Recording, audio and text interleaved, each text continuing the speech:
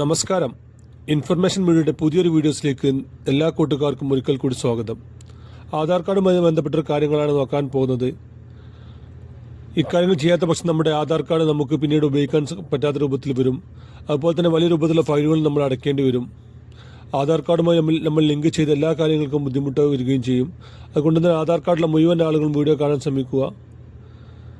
ആധാർ കാർഡുമായി ബന്ധപ്പെട്ട കൂടുതൽ കാര്യങ്ങൾ നോക്കുന്നതിന് മുമ്പായി ഇൻഫർമേഷൻ മീഡിയയുടെ വീഡിയോസ് നിങ്ങൾ ആദ്യമായിട്ടാണ് കാണുന്നതെങ്കിൽ ചാനൽ സബ്സ്ക്രൈബ് ചെയ്യുക. നമ്മുടെ ചാനലിൽ ഒരിക്കലും മതരാഷ്ട്രീയ കാര്യങ്ങൾ ചർച്ച ചെയ്യുന്നതല്ല. ഗവൺമെൻറ് ലഭിക്കേണ്ട സേവനങ്ങൾ, ആനുകൂല്യങ്ങൾ എന്നിവയെക്കുറിച്ച് മാത്രമാണ് നമ്മുടെ ചാനൽ വീഡിയോസ് വരുന്നത്. പല ആളുകളും പഴയ വീഡിയോസ് കണ്ട് ഞങ്ങൾ ആനുകൂല്യങ്ങൾ അറിഞ്ഞിട്ടില്ല, അല്ലെങ്കിൽ ഞങ്ങൾ ശ്രദ്ധിച്ചിട്ടില്ല എന്നങ്ങനെ പല കമൻറ്റുകളും വീഡിയോയുടെ താഴെ വരാറുണ്ട്. അങ്ങനെയുള്ള ആളുകൾ ശ്രദ്ധിക്കുക. ഏറ്റവും പുതിയ അറിയിപ്പുകൾ ലഭിക്കാൻ തൊട്ടടുത്തുള്ള ബെല്ലൈക്കൻ കൂടി ക്ലിക്ക് ചെയ്ത് വെക്കുക.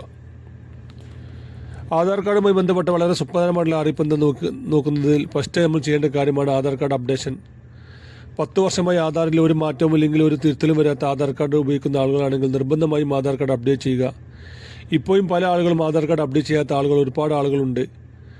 അങ്ങനെയുള്ള ആളുകൾക്ക് തുടർന്നുള്ള ചിലപ്പോൾ അതിൻ്റെ സേവനങ്ങൾ ചിലപ്പോൾ നിർത്തലാക്കാൻ സാധ്യത കാണുന്നുണ്ട്.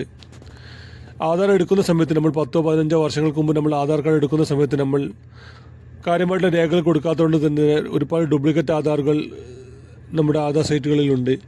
അതെല്ലാം ക്ലിയർ ചെയ്യുന്നതിന് ഭാഗമായിട്ടാണ് ആധാർ കാർഡ് അപ്ഡേറ്റ് ചെയ്യാൻ നമ്മോട് പറയുന്നത്.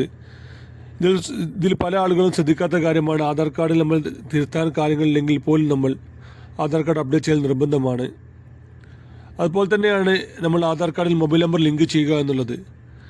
പല ആളുകളും പഴയ നമ്പറാണ് ഇപ്പോഴും ആധാറിലുള്ളത്. അങ്ങനെയുള്ള ആളുകൾ നമ്മുടെ ഇപ്പോൾ പണമിടപാടുകളും മറ്റെല്ലാം ആധാറിലെ മൊബൈൽ നമ്പർ ലിങ്ക് ചെയ്തത് കൊണ്ട് തന്നെ അതിലേക്കാണ് OTP മറ്റു കാര്യങ്ങളും വരിക. അതുകൊണ്ട് തന്നെ നമ്മൾ ഏറ്റവും ഉപയോഗിക്കുന്ന പുതിയ നമ്പർ തന്നെയാണ് ആധാറിലുള്ളതെന്ന് ഉറപ്പുവരുത്തുക. 40 വയസ്സ് കഴിഞ്ഞ ആളുകളാണ് കൂടുതലും ഇങ്ങനെയുള്ള കാര്യങ്ങൾ ശ്രദ്ധിക്കാതിരിക്കുന്നത്. അതുകൊണ്ട് തന്നെ പല ആളുകളുടെയും അക്കൗണ്ടിൽ നിന്ന് പണം പോവുകയും പെൻഷൻ പണം അടക്കമുള്ള പണങ്ങൾ നമുക്ക് നഷ്ടപ്പെടാൻ സാധ്യതയുണ്ട്. അതുകൊണ്ട് തന്നെ നമ്മൾ ഏറ്റവും ശ്രദ്ധിക്കേണ്ടത് നമ്മളിപ്പോൾ ഉപയോഗിക്കുന്ന നമ്പറാണ് ആധാറിലുള്ളതെന്ന് ഉറപ്പുവരുത്തുക. അതുപോലെ തന്നെ ചെറിയ കുട്ടികൾ, നമ്മൾ 5 വയസ്സിന് മുമ്പ് എടുത്ത കുട്ടികളുടെ ആധാർ കാർഡ് ആണെങ്കിൽ 5 വയസ്സിന് ശേഷം ഒന്ന് അപ്ഡേറ്റ് ചെയ്യുക.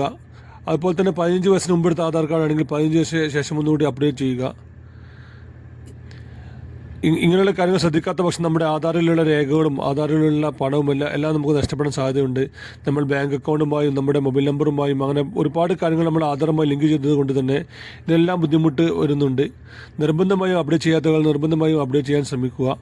അതുപോലെ തന്നെയാണ് പ്രവാസികളുടെ ആളുകളുണ്ടെങ്കിൽ അവർ മൊബൈൽ നമ്പർ ലിങ്ക് ചെയ്തിട്ടുണ്ടെങ്കിൽ അവർക്ക് സ്വന്തമായി തന്നെ അപ്ഡേറ്റ് ചെയ്യാൻ സാധിക്കുന്നുണ്ട്. ഇനി ഒരു പുതിയ വീഡിയോസുമായി കാണാം.